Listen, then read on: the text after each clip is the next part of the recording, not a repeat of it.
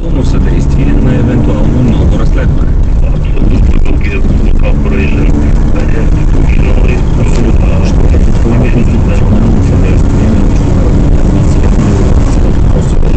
Важно е, че господин Динков да представя доказателства, ако има такива, защото до момента от него чуваме само думи, но не и подробни доказателства. Не се ли опасявате, че това международно разследване може да доведе до повдигане на обвинения срещу премиера на Косово Хашим Тачи?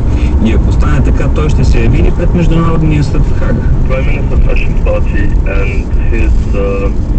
Министър-председателят Хашим Тачи и неговите колеги, чието имена бяха посочени, нямат какво да крият. Обвиненията срещу тях се разпространяват повече от десетилетия.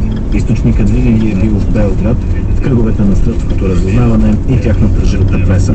Никога не би могло да се стигне до ситуация, в която да започне съдебна процедура срещу премиера Тачи, просто защото всичко доклада на Дик Мартин е абсолютно невярно. Там няма каквито такова доказателства и това ще се види от едно прозрачно разследване. От друга страна, продължение на кулминацията върху време на войната през 1998-1999 година. Никъде не знае кой беше агресорът и кой жертвата. Престъпленията в Косово бяха извършени от сръбския държавен апарат.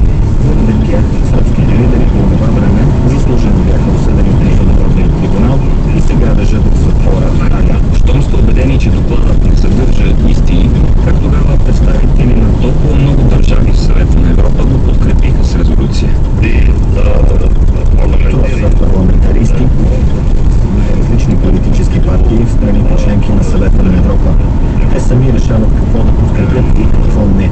Но това не е официална позиция на държавите. Ние се радваме, че основните ни партньори, големите страни в Европейския съюз и Съединените щати, поддържат същата линия, каквато има правителството на Косово, а именно, че това са сериозни обвинения и трябва да се проверят от независимо разследване със съдействието на всички засегнати страни.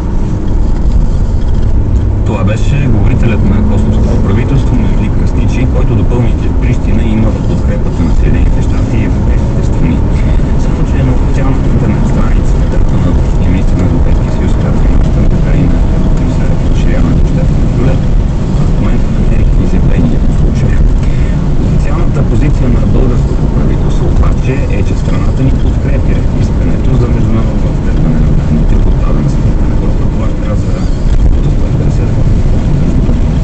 цитирам, Европейският съюз има инструменти, включително мисията EULEX от Косово, за да провери верността на изводите на подадените документи, след което да вземем своето окончателно становище. Край на цитата.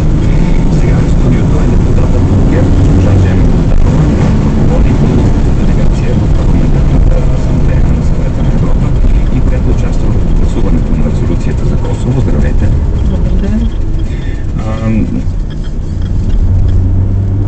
Самия доклад, представен от швейцарския депутат Марти, като заплащите този доклад.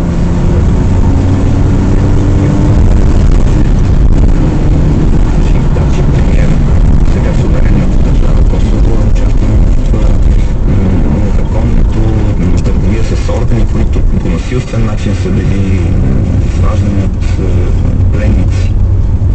Така беше, наистина присъствах на цялата дискусия в асамблеята. Тя се проведе във вторник и протече през целия ден.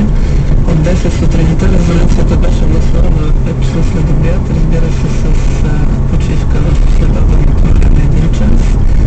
Но в изключително активен дебат се проведе.